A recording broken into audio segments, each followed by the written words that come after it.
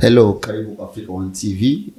Tutakuwa pamoja nami host wako Bambone, lakini kama unavyo siko peke yangu siku ya leo. Niko na vya yangu hapa, lakini nitamwacha jitambulishe peke yake, atatuambia ni nani. Na tunaweza tukamfollow on social media, kupitia social media zipi. Karibu vile. Asante wana Africa TV. Mimi naitwa kwa jina la Ngandu Joseph. Yes. Ni mkaaji wa Dallas, Texas. Mkongomani, mzaliwa wa Uvira. Ndio. Mlongwe. Asante sana kwa kunipa fursa na kuja kunitembelea kusema unataka kuzungumza na mimi mawili matatu. Ndio.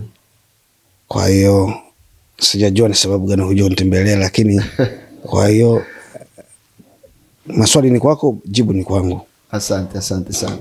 Vile vile mnaweza mkatufuatilia kwa social media zote on all platform ukiandika Africa One TV. Na mimi host wako unaweza kunipata kwa Instagram ukiandika Bambone Rurangira, vile vile on YouTube vile vile tuko hapo ukiandika Bambone One. Sijui kama una social media ungependa kumention ili kwamba watu wakufuatilie huko. Mambo ya mtandao mimi si zoe zaidi. Okay, so napenda niwakaribishe tena kwa Africa One TV, na leo niko na vya yangu hapa. Tuko na mazungumzo 2-3, lakini sana tutajibaze juu ya situation ile inaendelea right now katika nchi ya Kongo, especially huko East.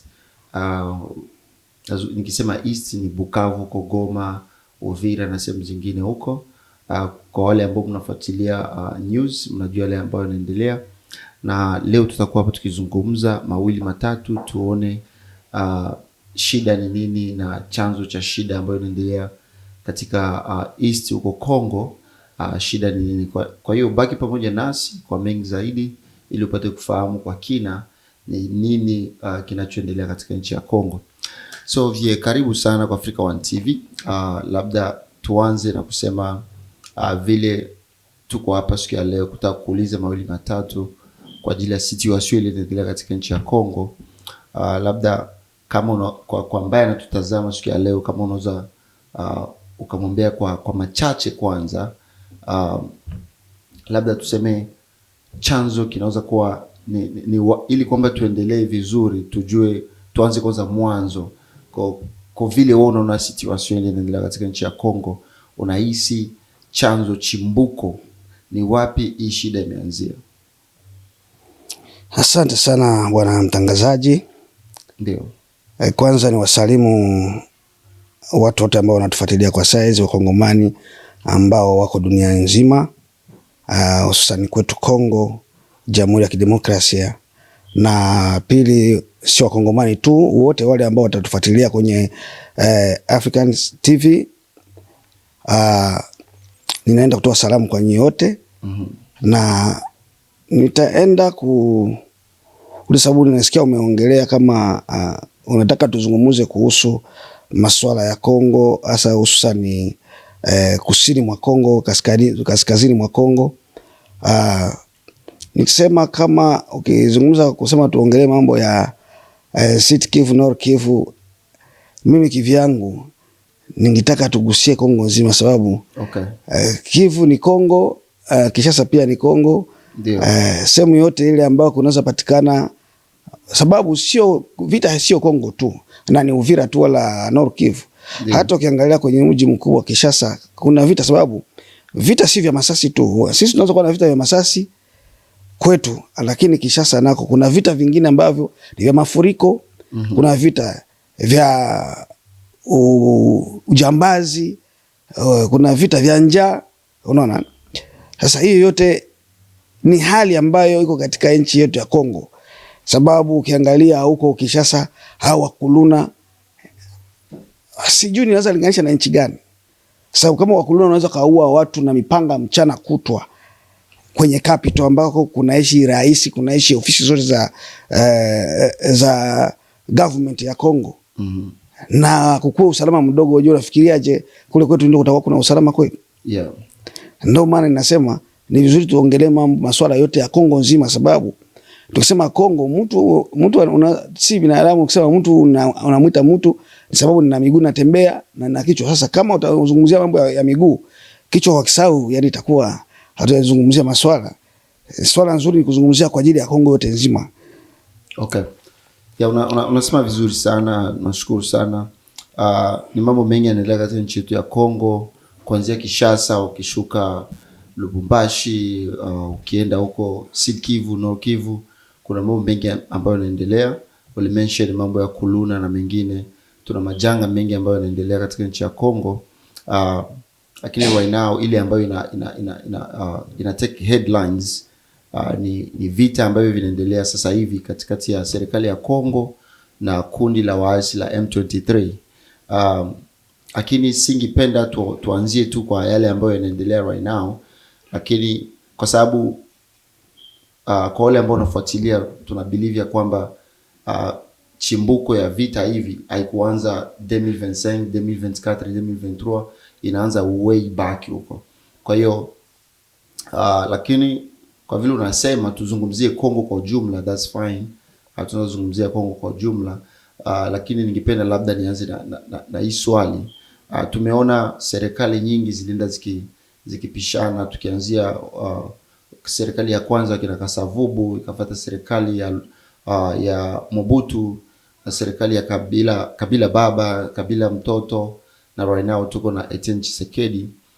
Tunaona serikali zote zilikuwa zikipata changamoto za vita, na watu ambao wanatutazama nje wanasema Wakongomani wako na tatizo gani? Kwa nini sasa hivi ni zaidi ya miaka 50 tangu Kongo ipewe uhuru?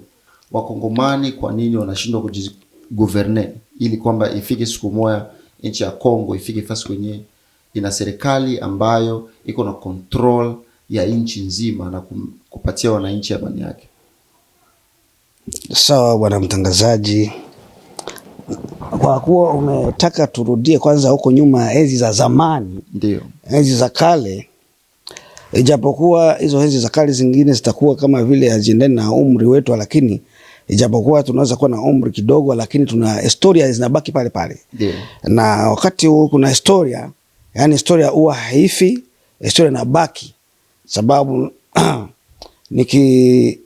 nikigusia kidogo, unajua wakati wanasema, kuna misali inasema kama mti mzuri ndio unapigwa mawe kila siku. Ndio. Na sisi Wakongomani, Mungu ametubariki nchi nzuri. Ndio. Nchi nzuri ulimwenguni kote. Mimi nitasema ulimwenguni sababu unajua kuna watu wengine wanasema Kongo ni Cœur d'Afrique. Yeah. Yani moyo wa Afrika, lakini sio roho ya Afrika tu, ni roho ya dunia nzima. Sababu leo ukiangalia ulimwengu mzima, kila mtu ana mali ya Kongo kwenye nyumba yake. Ndio. Kila mtu anamiliki mali ya Kongo kwenye nyumba yake. Hakuna mtu atakwambia dunia nzima kama hajawahi kumiliki mali ya Kongo kwenye nyumba yake. Ndio. Kila mtu anayo, sababu kuna watu watajiuliza huyu bwana anasema kila mtu ana dunia nzima anamiliki mali ya Kongo nyumbani kwake kivipi? Sababu leo hapa tuko Marekani. Ukiangalia hapa tuna hizi size simu kama hizi, ni simu za bei kubwa unajua. Na hasa hizo Apple, wale watu wanatumikisha hizi simu za Apple, hayo makompyuta, hizo gari za kuchaji, hii yote ni mali ambayo inatokea Kongo. Ndio. Na vifaa vinavyotengeneza hizi simu ama kutengeneza hizo gari vingi sana vinatokea huko nyumbani. Sasa kitu naweza nikaongea, ndio maana nimesema kama kila mtu ana mali ya Kongo nyumbani kwake. Haijalishi unaishi nchi gani, ukue Israeli, ukue wapi, ukue Australia, ukue wapi, ukue Canada, ukue Marekani na hata Afrika, kila mtu anamiliki mali ya Kongo kwenye nyumba yake. Ni kusema sasa, wakati kama kila mtu anaweza miliki mali ya Kongo kwenye nyumba yake, ni pale sasa sisi nimesema kama Mungu ametubariki nchi nzuri. Lakini sasa sisi Wakongomani hatujajitambua. Okay. Hatujajielewa tuna nchi gani. Siku tutaelewa tuna nchi gani, tutaacha uzembe ambao tunafanyaga. Maana ukiangalia Mkongomani anajua kuheshimu sheria ya nchi nyingine ya nje. Akienda kuishi sehemu ya nje ataheshimu. Ukiangalia leo mfano Mkongomani ambaye anaishi Burundi Anafuata yale mateko ya Burundi, anaheshimu sheria na katiba ya Burundi na sheria. Lakini akiishi kwetu Kongo, hatuna heshima hata kwa viongozi wa nchi, hata viongozi wa mtaa. Unaona? Hata viongozi wa mkoa hatuna heshima nao kwao, sababu tunajua ni mtu fulani tumezaliwa naye pamoja, hususan ukikutana ni mtu ambaye ulisoma naye, umekoa naye pamoja, umechangia naye ugali siku moja, unaangalia sasa si master yangu tu. Lakini ukiangalia kwenye hizi nchi za Ulaya ambazo tunaziishi sisi kwa leo, haijalishi huyu ni ndugu yako nani yako, akiwa ana huduma fulani kwenye uongozi fulani katika nchi, saa ile urafiki unaweka kwanza pembeni, anafuatilia mambo ya kazi. Sasa sisi hatujaelewa tuna nchi gani. Tuna zile story tu za shuleni, wanatuambia Kongo ni nchi tajiri, tunamiliki mali mengi, tunafanya nini. Sasa tukabaki na hiyo story, lakini tukaweka uzembe ndani. Na hii sio kosa yetu sisi Wakongomani, maana nikiangalia nyuma wala mbele, sababu sisi Wakongomani hatujafunzwa kuipenda nchi. Unaona? Hatujafunzwa kuipenda nchi yetu, sababu kama gishu utaangalia huko mbele, ama sema tuanzie hizi za kina Lumumba Kasavubu, basi hizi za kina Savubu Mobutu, mimi kivyangu ninasemaga wale ndio walianza kuharibisha nchi. Waliharibisha nchi namna gani? Sababu ni watu walipenda uongozi wao, walijipenda wenyewe kuwa kama vile wa mimi uongozi wao. Sasa hawakutaka kushirikiana pamoja na raia katika ule uongozi. Sababu namna gani? Kama leo ninasema wakina Mobutu ndio waliua ile nchi, sababu hawakutuingiza sisi raia ndani ya siasa. Kumfunza raia ama mkongomani kuipenda nchi, kuingiza hii hali ya kuipenda nchi katika daftari ama katika shule. Watu wao wanasoma kwa ajili ya nchi, ujifunze nchi ni kitu gani, namna gani unaweza kuipenda nchi yako. Hii nchi ni nchi gani, na nchi tunayo ni nchi gani, wanani wanaipenda hii nchi katika nchi za nje, na wanani wanaichukia, ni sababu gani hii nchi wanaipenda, na sababu gani watu wanatuchukia. Kama watu ungekuwa tunajifunza hivyo vitu, nafikiria kama leo kama hatu unatokea kwenye matatizo. Sababu kwanza mtu wakati anamaliza shule, ukiangalia nchi zingine, hata hapa ukiangalia hapa Marekani, ukiangalia hata nchi jirani hapo Burundi, ukiangalia Tanzania, sina experience ya Rwanda, maana sijawahi kufika Rwanda, lakini najua nako ni hivyo. Hizo nchi zote ambazo tunapakana nazo, hizo nchi jirani, mtu ukiwa umemaliza shule la msingi unaingia sekondari, nafikiria kwa kuingia sekondari unabidi upitie mafunzo kidogo ya kijeshi. Unaona, ile ni mafunzo ambayo inamsaidia kumfunza mtu kuipenda nchi yake, kumuonesha kuipenda nchi. Na ndio maana unaangalia kama ukiangalia zile nchi ni utofauti na sisi. Nitakuonesha mfano.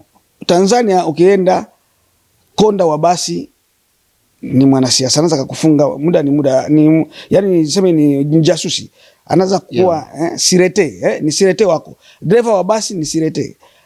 Hoteleni kujafika kwenda, ukisema naenda kuchukua guest hapa nikalale, ule ambaye yuko kule ndani kwenye comptoir mwenyewe kwanza naye ni sirete. Unaona? Ukienda kula hotelini, restaurant yote utaenda kula ndani, anayeuza chakula mle ndani ana uwezo wa kufunga. Mtoto mdogo Tanzania anaweza kufunga, sababu walifunzwa kuipenda nchi yao, walifunzwa kujua huyu ni nani. Ukimwona mtu ni mgeni, unapaswa kufuatilia umjue ni nani. Sasa sisi tulipewa nchi, na isitoshe tena ikakuwa ni nchi ambayo ina mali, tena nchi ikakuwa kubwa. Lakini sasa wazungu wakatuletea siasa ya kutuonesha kama historia tu, kama walitufunika tu, kuonesha kama mna nchi tajiri, nchi yenye mali. Alafu tena wakatuletea mambo ya kufanya kama kutufunika na kutuletea dharau, kutuonesha kama si hatuko kitu duniani kote. Angalia, nitakupatia mfano kidogo. Uangalie mambo yote mkongomani anaweza kufanya duniani kote. Tucheze mpira vizuri, hatujawahi kupata sifa yote ile kwa wazungu. Sio kwa wazungu tu. Hichote kile tuweze kufanya hata Afrika, kuna nchi ambazo zinaweza support. Tuko tunaona hapa wakati Mazembe kicheza tunashinda, timu yetu kubwa ya Kongo kicheza, hata tukishinda namna gani, mbele ya wazungu inaonyesha kama hatuko kitu tu, hatujafanya chochote kile. Sababu gani? Kuna usemi unasema hivi, ukimwona mwanamke anakuchukia sana, kuna mambo mawili. Au anakupenda, hajapata nafasi ya kukuambia, ama anakuchukia kweli, hapendi kuona kuona. Sasa sababu mtu akikuchukia sana, kuna mambo mawili, kukupenda wala kukuchukia. Sasa na sisi, sababu kwanza wazungu wanajua kama watu wana nchi nzuri, nchi tajiri, lakini samani kwa kutumia hii lugha kusema wanatuona kama wajinga, kama wapumbavu. Unaona? Sasa kama wale wa viongozi wa zamani wakina Kasavubu Lumumba wangiliingiza hii system kwenye kwenye shule za Kongo, kutufunza kuwa hii tunasema mzalendo. Mzalendo sio kusema tu mtu ambaye ana silaha, ambaye anashikilia silaha kinyume na sheria. Unaweza kuwa mzalendo. Mzalendo ni mtu ambaye anajitolea kwa ajili ya nchi yake, anaipenda nchi yake. Unaona? Ule ni mzalendo. Kama tungilifunzwa kuwa wazalendo wa kweli, kuiweka hii kitu kwenye katiba ya nchi, tunajua kama mtu yote akimaliza sababu kama nitafunzwa kijeshi, yani nitajua kupiga hata silaha, nitajua kutumia silaha. Sasa lakini sisi vyote hamna. Lakini mtu mwingine atasema ndio, japokuwa tunatakiwa kufunzwa uzalendo wa nchi yetu, kupenda nchi yetu, lakini tukiangalia mtu kama Lumumba, sidhani kama nchi ya Kongo iliwahi kumfunza uzalendo, au ufikiri kwamba uzalendo ni kitu kinatakiwa tu kiko ndani ya mtu kusema mimi napenda nchi yangu, kuacha ili kufundishwa kupenda nchi yako. Kwa sababu kipiga kama mfano Lumumba ambaye shule ambayo alisoma ni kutoka kwa hiyo shule ya ukoloni, lakini bado alikuwa na uchungu na nchi yake na kukubali kukufa kwa ajili ya nchi yake. Don't you think uzalendo ni kitu inatakiwa tu kuwa mtu kama wewe ni Mkongomani, unatakiwa kuwa na upendo na nchi yako ya Kongo? Nitakwambia story ndogo. Uzalendo, kama unasema Lumumba alikuwa mzalendo na alikuwa na uchungu na nchi yake. Mimi sijajua Lumumba amesomea wapi. Ukiangalia kama amesomea aidha Ubelgiji ama amesomea kwenye nchi ya Kongo, lakini alifunzwa na wakina nani? Ile enzi zamani au wakoloni walikuwa wanawafunza wazazi yetu, na inawezekana waliwapitia kwenye hizo njia za ukoloni za uzalendo, kuwafunza kupenda nchi. Sasa uzalendo ambao mimi nazungumzia hapa, uzalendo sio ule uzalendo wa mtu mmoja. Mimi naona kama kitu tuko hapa, unaweza kuwa mimi niko mzalendo, wewe sio mzalendo. Mimi naipenda nchi kama gisi mimi nakuaga hapa, mimi ni mzalendo kwa kweli. Naipenda nchi ya Kongo, hata niko hapa naipenda nchi ya Kongo. Watu wengi niishi nao hata makambini wapi sehemu nyingi wanajua. Hiki tunakiongea wanajua kama huyu bwana kwa Kongo kwa nchi yake. Lakini hapo kuna wakati niliwahi kuona comment watu wanasema kwamba kama leo utasema wewe ni mzalendo kweli, tuliona ukimsupport sana Joseph Kabila Kabange, na leo iko na mashtaka mengi kusema kwamba na yeye ni mmoja kati ambao watu ambao wako wanagombanisha gouvernement ya Kongo kwa kusupport M23. Je, hapo unaweza ukatuelewesha vipi uzalendo uko wapi hapo? Mimi sikuanza kumsupport Joseph Kabila hapa. Nilianza kumsupport Joseph Kabila toka niko Kongo. Unajua kama kisi nilizungumza, mti mzuri kila siku ukose kupigwa mawe.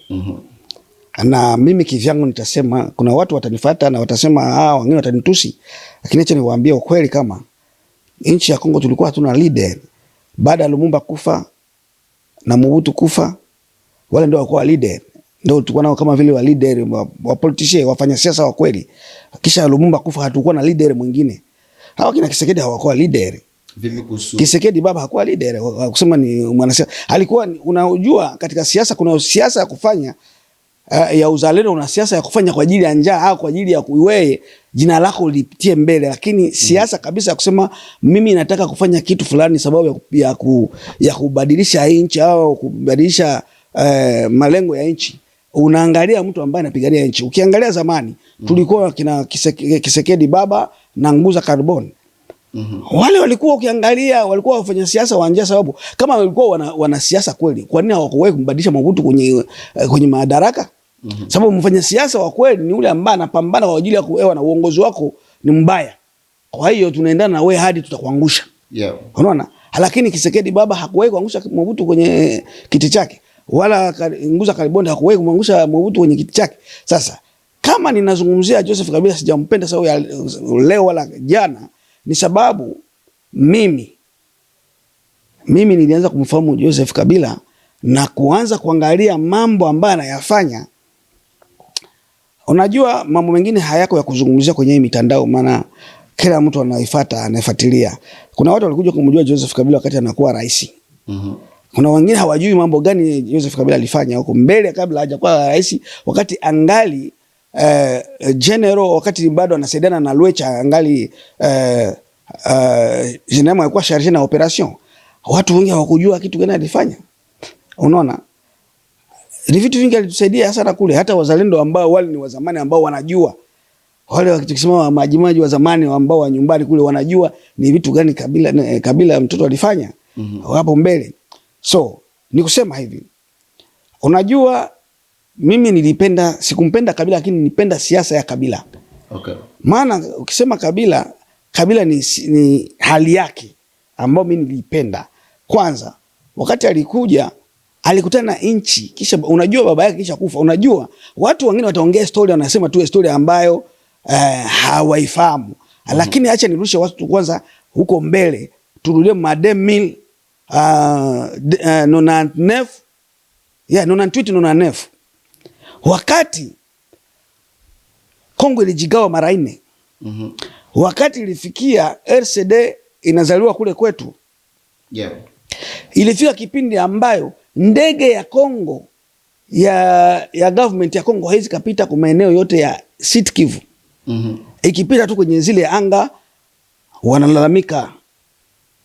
Wakina Azarias wanasema bwana, mnamwona Kabila amepitisha ndege zake kwenye anga za kwetu. Nchi ilikuwa ilienda, ilikuwa imejigawa. So Kabila baba alijitahidi yake yote namna gani anaweza kukomboa tena ile nchi, tena aiunganishe kuwa nchi moja. Ilishindikana. Alipiga mabomu ngapi kule za Mantenov. Watu ambao wanajua historia ya Uvira na mahali pengine wanaweza kusema hii story. Tulipigwa na mabomu za ndege za Antonov ambazo bomu zilikuwa zinatengenezwa hapo Lubumbashi. Bomu hazikuleta solution. Alikuwa anasema analenga kwenye vikosi vya RCD viko, lakini zinaingia kwenye watu wanakufa. Zilipiga Avenue Mulongo kule chini, sehemu nyingi sana, sijui kuna Mashapele kole, watu walikufa. Lakini kulikuja solution gani? Hakutoka solution yote, sababu hata alitumia nguvu gani, hata alikuwa na nguvu gani. Na mwenyewe alikuwa shakuwa na kampuni ya kutengeneza silaha hapo Lubumbashi. Lakini haikuleta solution. Lakini wakati Kabila baba alikufa, mtoto akakuja kuchukua madaraka. Mimi nakumbuka interview ya kwanza ambayo Joseph Kabila alifanya BBC, Lubunga Biombe anamuuliza ile siku aliingia tu. Wakati anatoka huko Manono kwenye alikuwaga, anakuja Kinshasa kupata ujumbe wa babake, kama babake amefariki, anakuja Kinshasa. Lubunga Biombe anamuuliza,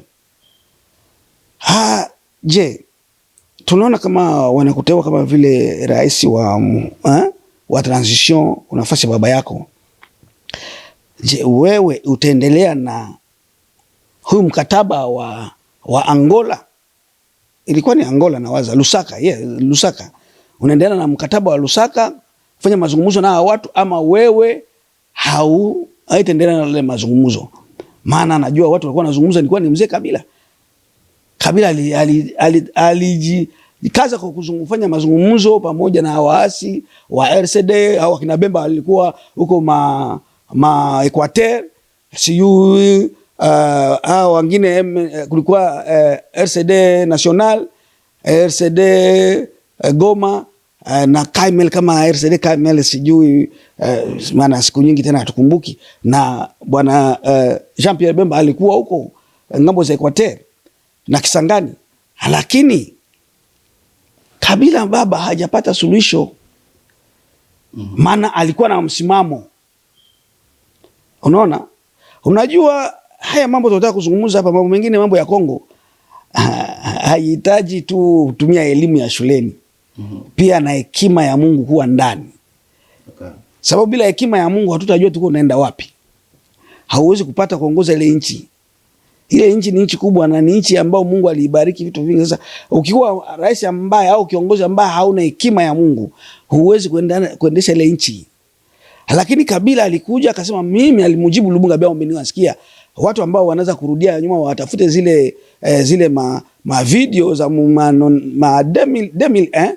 uangalie siku mzee alikufa, uangalie wakati Kabila anaingia Kinshasa walimuoji. Alijibu akasema, mimi sijakataa kuendelea na mazungumzo yote ya Lusaka, lakini mimi sina mkataba na mtu yoyo. Aliyekuwa na mkataba yoyo amefariki. Mimi sina mkataba na mtu yote, ila nitaendelea na mazungumzo.